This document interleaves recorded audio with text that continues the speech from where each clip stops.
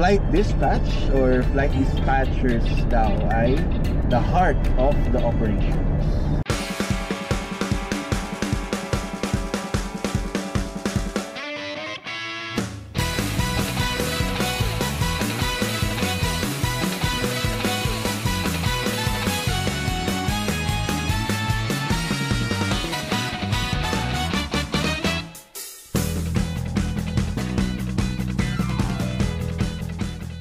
Good morning, good morning, good morning.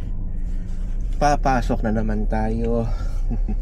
It's a beautiful morning today. Ganda ng langit dito sa Cobar. Tuloy-tuloy yan hanggang matapos ang shift natin ulit after 12 hours. So, mag-vlog tayo habang pasok tayo sa work. Sa mga bago pa lang, kala mo daming video no? Well, pakilala muna ako. My name is Pelicano, Nathaniel Pelicano for long. Gusto ko pong magpasalamat sa inyo na mga nanonood, lalo na yung sa TikTok, yung followers sa TikTok steadily increasing. Hindi ko akalain na magiging ganun karami mga followers. I think running 4,000 now. Wow! Dami na nun, grabe.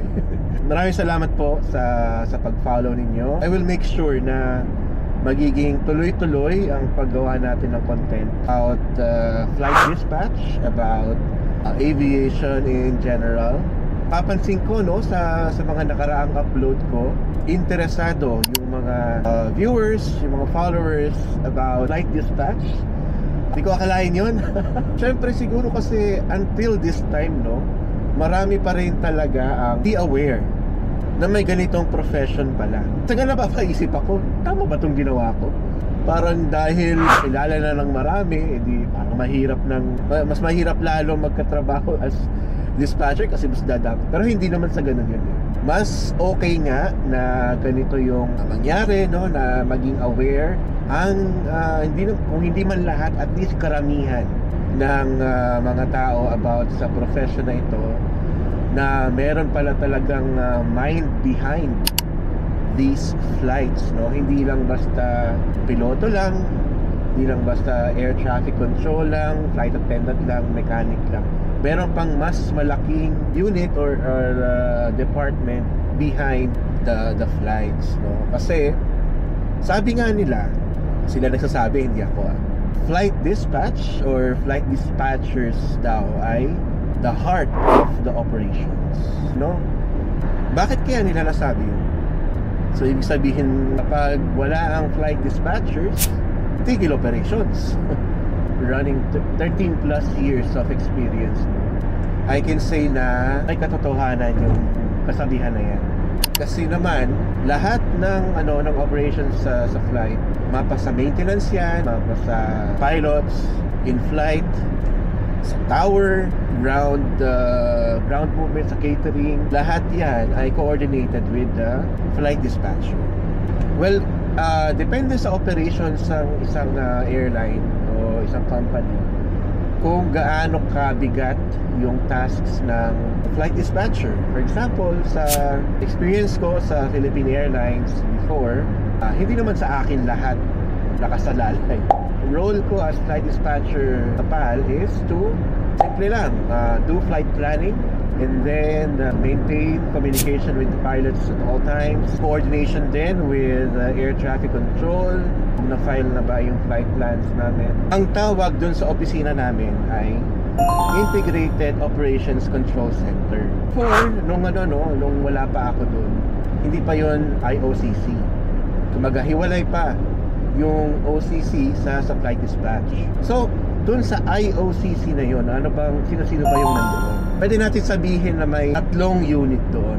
Yun na nga si flight dispatch, si crew scheduling, at si operations controller. Pag-usapan natin yung 3 na yun. Unahin natin syempre si flight dispatch.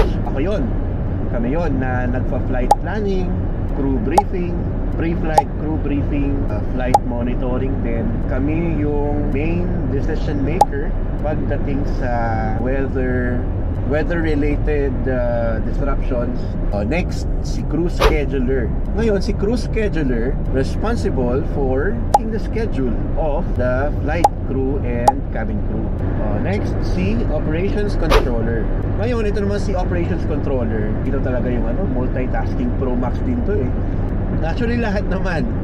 Siya yung taga-coordinate ng mga bagay-bagay. Kumbaga, siya yung coordinator units or departments outside of the IOCC na related sa flight operations. Tapos, kinoconnect niya yun sa amin na nasa loob ng IOCC. For example, si maintenance, sabi ni maintenance, itong aeroplano na to, hindi muna namin i-release kasi hindi pa namin tapos ayusin. Sasabihin niya yun kay operations controller. Tapos si operations controller, siya naman yung didiskarte kung paano ba isa-shuffle ang mga bagay-bagay, ang mga flights, ang mga aircraft para hindi ma-minimize yung delay dahil sa may sirang aeroplano na yun. So kapag naayos niya na yun, na-plot na niya changes, ganyan, i-relay naman niya yun sa amin, sa flight dispatch, sa crew scheduling for our different actions. So sa madaling salita, si operations controller, siya yung coordination of all units involved sa isang flight. Ilang units yun sa isang IOCC. Just imagine kung maliit lang yung operations nito. Kunwari, kasi meron mga aviation companies, maliit lang talaga. Hindi naman kalaking scale like PAL or Cebu Pacific. So in that case, si flight dispatcher, siya lahat ang gagawa nun. O, diba? Ang saya. Well, kaya naman sa kung sa kaya. Typically, kayang i-coordinate o gawin ni flight dispatcher yung lahat ng yon kung merong, let's say, apat na aircraft involved. Tapos pag lumagpas na doon, kailangan na niya ng kasama sa shift. Hindi na niya kaya mag-isa yun.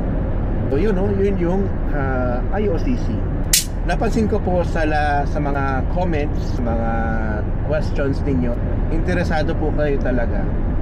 Naalala ko po noon, nung ako ay nasa PAL pa noon, Flight Dispatcher Assistant. Ang sahod ko po noon ay 20,000 per month. Ang basic ko noon ay 16. Depende kung gaano kakalakas mag-OT, it can go up to 30,000 per month. So that was what, 2011 to 2012, Sabi ko nga sa isa kong post, hindi ka papasok ng aviation kung half-hearted ka. Dapat dito buo yung loob talaga. Dapat dito matindi ang passion mo sa aviation. Nakakalungkot man sabihin, abroad po talaga. Pag-asenso ng mabilis pagdating sa aviation. Till now, I'm still hoping, maipantay naman sana ng mga aviation companies yung kanilang mga offers sa international market. So, usapang salaries, napagtanong-tanungan ko, entry-level salary sa isang flight dispatcher is around 30,000 pesos per month. Entry-level, as in no experience, kakakuha lang ng lisensya. And as experience builds up, so tumataas naman yan. Nagiging 50, 60. Pero para umabot ka sa 6 digits, tansya ko 5 years minimum. Compared naman natin sa abroad, entry level 6 digits agad eh. Ang catch naman nun is mahirap din talaga makapasok. So paano ako nakapag-abroad? Nung time na yun, sa pagkakaalala ko, wala naman talaga akong balak mag-abroad. Pero dumating kasi yung opportunity for abroad. Sinubukan ko. Naging curious lang ako. Yung opportunity na yon, hindi ko talaga yung pinag-applyan online. That came from word of mouth lang. Naalala ko pa yun eh. Pauwi ako galing duty nun eh. Tapos may tumawag. Gamit ko pa nun, BlackBerry yata. Outside international number. This is Captain Vivek of Lao Airlines. Your CV, ganito. I received your CV and I just want to confirm if you're interested in applying for the position.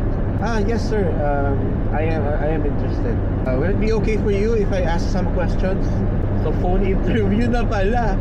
Nasa jeep pa ako noon. Eh di syempre, hindi ko naman masabi, nasa jeep ako hindi pwede.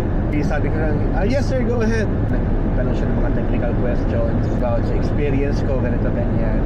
Andun pa rin sa akin na, legit ba talaga ito? Ano ba tong airline na to? O since Southeast Asia din naman, doon ko na napag-desisyon na, sige nga, puntahan ko ito. Kahit ako lang mag-isa. So yun yung first international travel ko. Legit, it turned out to be the flag carrier of the country. Tinanggap natin, ang offer sa akin noon, $2,000. 2,000 USD. Ang palitan pa yata noon, 50 eh. 6 digits agad. So yun, no? Yun yung aking kwento. Kung nagustuhan niyo po itong content ko, please like and share this video to your family and friends. Follow and subscribe na rin po sa akin para sa mga future aviation related contents. Maraming salamat po. Safe flight!